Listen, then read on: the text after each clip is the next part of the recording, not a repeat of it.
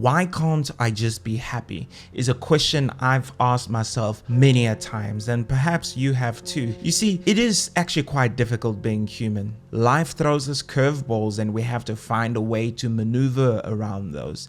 And if that's not bad enough, what I found is that the way I feel about a situation usually ends up being a lot worse than the situation. And it seems to be a game of whack-a-mole. Something comes, you deal with it, and then something else shows up in its place and you feel like you don't even have time to take a little break. I've been a victim of this for a big portion of my life. It can be very frustrating. Then there was this one day when I decided to sit down and write out my thoughts and try and find out why I feel the way I feel, because knowing why you feel a certain way is usually half the solution. So I sat down and I wrote out things and I tried to connect a bunch of dots in my life and try and figure out what is going on. And in the end, I was able to find 5 aspects of being a human that affect my well-being, the way I feel about myself, about the world. These 5 things are not some new phenomena. They're actually things you've probably heard of before in no particular order. The physical, spiritual, emotions and thoughts, those are one thing. Money and relationships. Every issue that I've ever experienced or every hard time that I've ever gone through had to deal with one of those. They bleed into one another. There are times when you have to lean on a few more than others, and we'll get into that now. So let's start off with number 1, the physical. It goes without saying that the way your body feels has a direct impact on how you are in this world, because without your body, you wouldn't be here. You wouldn't really exist. It is your vessel. So yes, things like, have you eaten? Have you slept? How is your body feeling? All those are things that you need to consider. You know, I've had many times when I've woken up and I just feel like life isn't even worth living. It is rubbish. But then I realized that, oh heck, I actually went to bed at 3 in the morning and no wonder I'm feeling this way. So being able to separate that aspect from yourself is very important. So yes, there are times where you are not depressed, you are simply tired. So we need to give our bodies the attention it actually needs. When I was kind of thinking about all this, I realized that, okay, I need to get my body in order. So I started doing a morning routine. Waking up usually doesn't feel so great. No matter how I felt, I would wake up and do a home exercise. And a home exercise because I didn't want to go to the gym. I knew that I would create an excuse to not go to the gym. So I decided that I'm going to do a couple push-ups and sit-ups and that sort of thing. And do you know what the most incredible thing is? No matter how I felt when I woke up, after getting the blood flowing through my body, I would always feel at least 40 to 50% better. So when I'd wake up, I might be feeling really trash. I tell myself that the way I feel doesn't matter. I don't need to focus on how I feel right now. Right now, I need my body to do the work so that it can bolster my emotions. It has given me a sense of control. So I took it a step further and decided to start doing a cold shower after my workout. When your body is fighting to survive, you don't have the time to worry about random things. Your body fighting against the cold tries to raise your temperature, which is a good thing. Just understanding how the physical side of who you are affects you is very important. There are certain physical aspects of who you are that are beyond your control. Sicknesses, deformity, injury, those sort of things. You do the best you can with them, but you don't have full control over them, and those do happen and they do impact the way you feel. But the cool thing about these 5 aspects is that they are interconnected, like arms that keep you from falling on either side. There are times when one arm is holding you a little harder than another arm. Number 2 is spiritual. A fun fact, humans have been spiritual for as long as we remember. In fact, we connect spirituality with intelligence most of the time. What is spirituality? Quick pause there. If you're enjoying this, can you please leave me a like and subscribe if you haven't subscribed? And if you like this sort of stuff, let me know in the comments below and I'll keep making videos like this. Awesome. Spirituality is a broad concept with room for many perspectives. In general, it includes a sense of connection to something bigger than ourselves, and it typically involves a search for meaning in life. As such, it is a universal human experience, something that touches us all. People may describe a spiritual experience as sacred or transcendent, or simply a deep sense of aliveness and interconnectedness. People have different ways of trying to experience the spiritual, or that interconnectedness, or that feeling that they are part of something much bigger. Some people turn to religion. Some people love to spend time in nature and breathe with nature. Some people believe in God or the universe. Whatever makes you feel like you're more than your body, that's what I'm talking about. Even the fact that we describe it as my body, my mind, my body isn't feeling so good, my mind is working against me.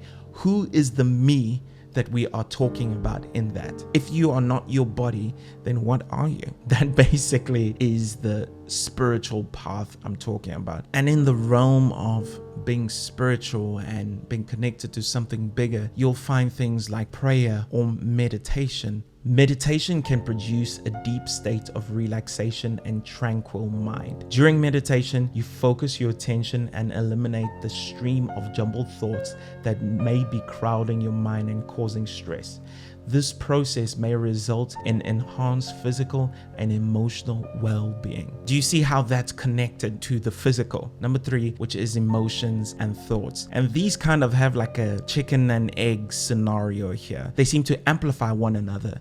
You could just start feeling bad, and then you start thinking, man, I feel really bad. And then by thinking that, you start feeling even worse, and then you get into this kind of crazy cycle. So that's why they are together. It's basically your paradigm. How you view the world around you. Is the world working against you or for you? And the way you feel and think does have a lot to do with how your body feels. It is also important to know that just because you feel something, it does not make it true. I've had many times in my life where I have believed something to be absolutely true, only to realize that I was wrong. We can't lead our lives simply by the way we feel. You can feel frustrated, angry, sad, and you can actually take a step back inside and observe your emotions and thoughts. Again, who is the person observing your own thoughts and your own emotions? Number 4 is money. This is probably the simplest one. As someone who's grown up in a very poor home, I can tell you firsthand about the type of misery that can come to a person when their relationship with money isn't good. And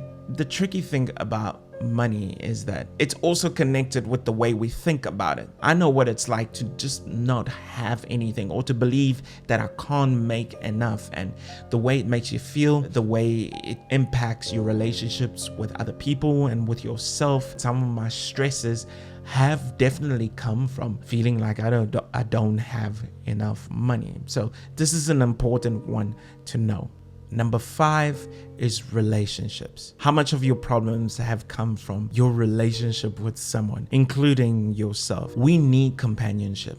And there are people in our lives who do cause us grief. And there are times when there are relationships that need to be cut. There are relationships that need to be made.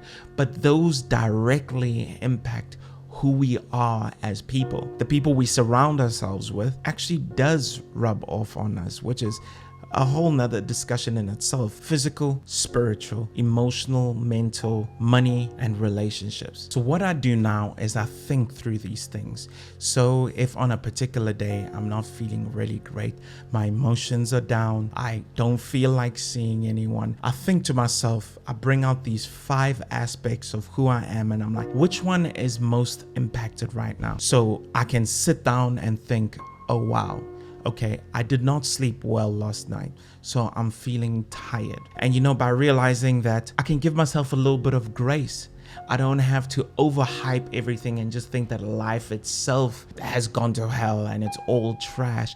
I can just be like, okay, what I need to do is I need to rest. If I'm feeling really sick, I know that this aspect right now is causing me a crazy amount of grief. So then what I'll need to do is rely on relationships with people, on the spiritual aspect of who I am, and show myself grace in that aspect. Not every feeling means that the world is ending for you. You can actually do a step-by-step process and canceling out whichever one it isn't.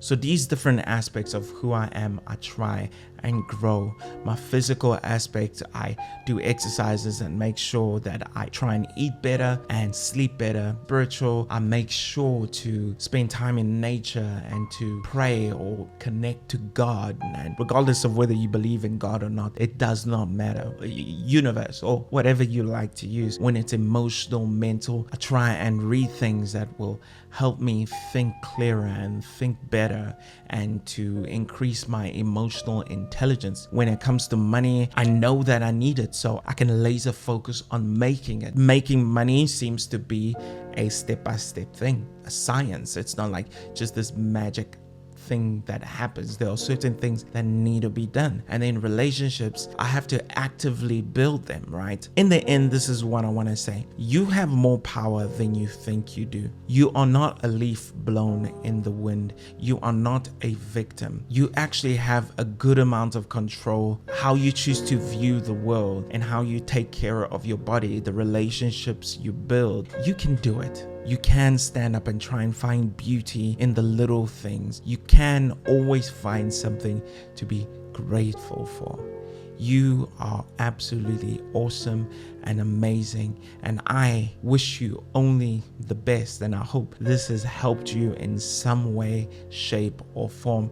And if it has, can you please let me know below? I'd love to know that something I'm creating has made life better or easier for you. Be blessed.